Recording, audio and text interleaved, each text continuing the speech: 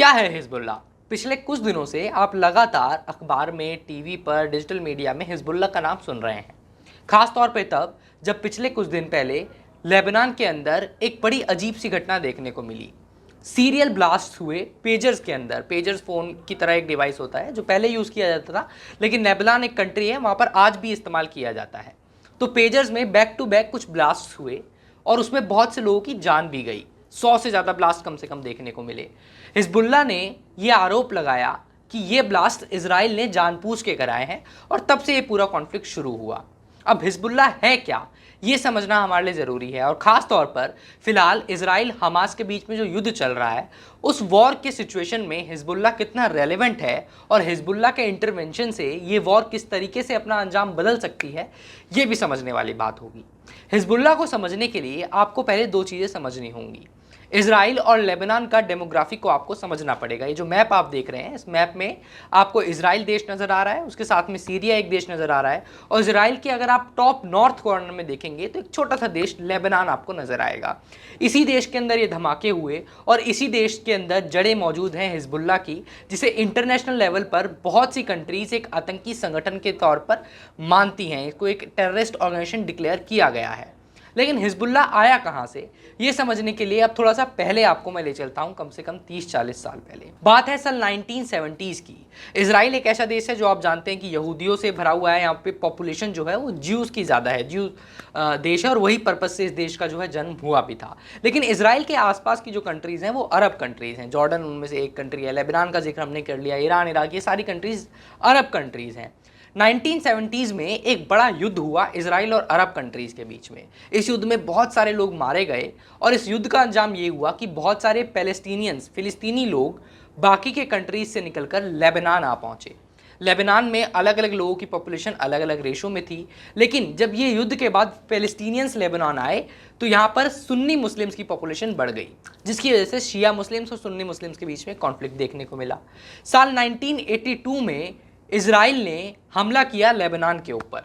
क्यों? क्योंकि जब 1970s के अंदर सुन्नी मुस्लिम्स यहाँ आए थे तो इस कॉन्फ्लिक्ट की वजह से, इस सिविल वॉर की वजह से जॉर्डन में पीएलओ को सरेंडर करवाया गया। एक अलग सिचुएशन चल रहा था। पीएलओ क्या है? पीएलओ है पैलेस्टीन लिबरल ऑर्गेनाइजेशन।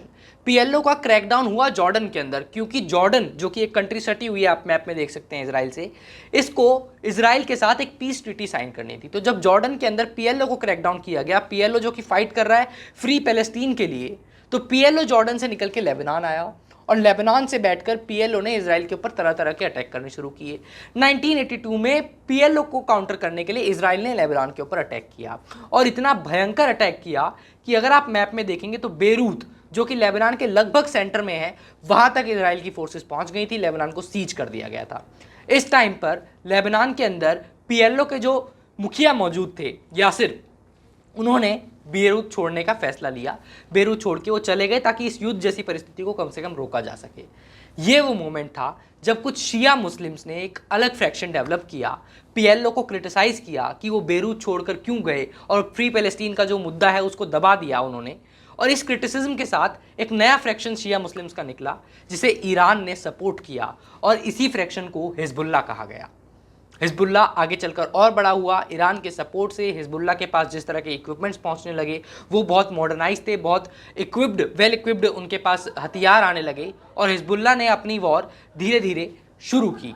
धीरे धीरे हिजबुल्लाह पॉलिटिक्स के अंदर भी आया, और आने वाले कुछ सालों में लेबनान की सरकार के अंदर हिजबुल्लाह के लोग आने लगे। नौबत यहाँ तक आई कि पिछले कुछ साल पहले, यानी कि साल 2018 तक, 10 सालों तक जो लेबनान के स्पोर्ट्स मिनिस्टर थे वो हिजबुल्लाह के ही थे।